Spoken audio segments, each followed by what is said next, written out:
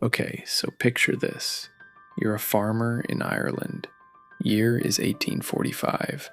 Life isn't amazing, but it's fine. You've got land, you've got a tiny house, you've got your family, and most importantly, you've got potatoes. Glorious, beautiful, life-giving potatoes. Actually, wait. So, about those potatoes. What if you lived during the Great Famine? 1 million dead. You're next. Wait, how did an entire country depend on one food? Before we throw you into the nightmare, let me explain how we got here. Because the Great Famine didn't just appear out of nowhere. It was the result of years of terrible decisions, brutal policies, and genuinely evil governance. You, that's right, you, are a poor Irish farmer in 1845. You rent a tiny piece of land from a British landlord who doesn't even live in Ireland. He just owns it, from England, while sipping tea, wearing a top hat, not caring about you even a little bit. Your rent is insanely high, so high that after paying it, you have almost no money left. So you eat potatoes, not because you love potatoes, but because potatoes are the only crop that 1. Grows well in Irish soil, 2. Produces enough food per acre to keep your family alive, 3. You can grow them on your tiny plot of land. In fact, you eat about 14 pounds of potatoes every single day. That's not a joke. The average Irish farmer ate 14 pounds of potatoes per day. That's like eating 40 McDonald's large fries every day, forever. But hey, it worked, until it very much didn't. Part 2, the blight arrives. Your entire food supply dies in 2 weeks. It's late summer 1845. You walk out to your potato field to check on the crops. Something is wrong. The leaves are turning black, the plants are wilting, and there's this smell, this horrible, rotting death smell. You pull up a potato plant. It's rotten, completely rotten on the inside. You pull up another one, rotten. Another one, rotten. You run to the next row, rotten. The row after that, rotten. Every single one. Here's what happened. A microscopic water mold called Phytophthora infestans, and yes, I will be calling it the evil mold for the rest of this video, arrived in Ireland from North America. It spread through the air, through the soil, through the water, and it destroyed potato crops across all of Ireland in less than 2 weeks. Not some crops, not most crops, all of them. In 2 weeks, your only food source is gone, and winter is coming. Part 3, the first winter. You're eating grass, literally. Okay, so here's your situation. No potatoes, no backup food because you spent all your money on rent, no savings, no government help coming, and 4 hungry mouths looking at you to fix this. So what do you eat? Well, first you eat whatever scraps you have. Old bread, some turnips, whatever's left. That lasts about 2 weeks. Then things get desperate. People start boiling grass. Actually boiling grass in water and drinking it like soup. People eat nettles. People eat seaweed on the coastlines. People eat the bark off trees. In some areas, they found people dead with their mouths stained green from eating grass in the fields. Let that sink in. People starved to death, eating grass. And here's the thing that should make you absolutely furious. While you were boiling grass for dinner, Ireland was exporting food to England. Yes, During the worst famine in Irish history, while 1 million people were dying of starvation, food was being shipped out of Ireland. Cattle, pigs, butter, grain, all being loaded onto ships, headed to England, while Irish families were eating grass. The British government actually had soldiers guarding the food exports. Let me say that again. Soldiers guarding food exports, while people were starving to death. Part 4. The government's help. Their solution was somehow worse. So surely the government stepped in, right? They had a plan. Several plans, actually. Unfortunately, every single one was catastrophically, historically, magnificently useless. Plan 1. Sell people food they can't afford. The British government set up food depots across Ireland, where they sold Indian corn, basically hard maize, to starving people. Sounds helpful, except they charged for it, at full market prices, to people who had no money, because their crops had just failed. Also, the corn was so hard that Irish people didn't know how to cook it, and when they ate it wrong, it gave them severe digestive problems. So the food that was finally available: 1. You couldn't afford it.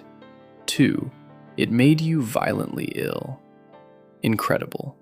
Truly incredible. Plan 2. Make starving people work for food. The British government's big idea was public works. They would pay starving people to build roads and walls, and those people could use the wages to buy food. Again, sounds almost okay, except the pay was so low it barely covered one meal. The work was back-breaking physical labor for people who were already starving and weak in the middle of Irish winter. People were literally dying on the roadside while building these roads. And the roads? Most of them went nowhere. They built roads that led to nothing, because they didn't want to build useful things, because that might help Ireland develop. And a developed Ireland was not what the British government wanted. They literally built roads to nowhere, while people died building them. I need you to sit with that for a moment. Part 5. What starvation actually feels like. Okay, I have to tell you what this actually felt like, because numbers like 1 million dead are easy to hear and hard to feel. So let's make it feel real. It's been 4 months since the blight. You have eaten almost nothing for weeks. Stage 1 of starvation. You're constantly cold, even indoors, even wrapped in everything you own, because your body has no fat left to keep you warm. Stage 2. Your body starts eating itself. Your muscles break down for energy. You become so weak you can barely walk. Stage 3. Starvation disease, called famine dropsy. Your body starts retaining water. Your stomach, legs, and face swell up massively, making you look almost well-fed when you're actually dying. Stage 4. Fever. Your immune system collapses. Every disease finds you now. Typhus, dysentery, cholera. Your body has no defense left. And Stage 5. We don't need to say Stage 5. 1 million people reached Stage 5. 1 million in 4 years. In a country of 8 million people. That's 1 in every 8 people you know. Some people decided, I am not dying here. If the government won't help, if the food is gone, if everything is failing, then I'm leaving. The mass emigration began, mostly to America, but also to Canada, Australia, England. Now, the ships that carried starving Irish emigrants to America had a nickname. They were called coffin ships. Not because they were comfortable. The ships were overcrowded beyond any reasonable limit. Where 100 people should travel, they packed 400. No fresh air, no sanitation, no proper food. Journeys lasted 4 to 12 weeks.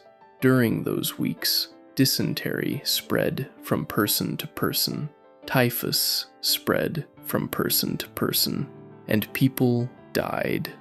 Not a few people. On some ships, 30% of all passengers died before reaching America. They called them coffin ships because you might as well be in a coffin. And if you did survive the journey, you arrived in a country that didn't want you. Signs in American shop windows reading, "Help wanted, no Irish need apply." You survived the famine, survived the coffin ship, and the first thing you see in your new country is a sign telling you you're not welcome here either. By 1852, when the famine officially ended, Ireland had lost 25% of its entire population, and the emigration never really stopped. Ireland's population in 1840, 8 million people. Ireland's population today, still only 5 million. It is the only country in Europe with a smaller population than it had 200 years ago. Every other country in Europe grew. Ireland is still recovering 180 years later. The Irish diaspora, the descendants of people who fled the famine, now number 80 million people worldwide. 80 million people with Irish ancestry, scattered across America, Australia, Canada, the world, all because of a mold and a government that chose not to help. And here's the final thing I want to leave you with. The Great Famine wasn't just a natural disaster. Nature sent the blight. Humans decided what happened next. And the humans in power chose exports over aid, chose ideology over lives, chose to look away.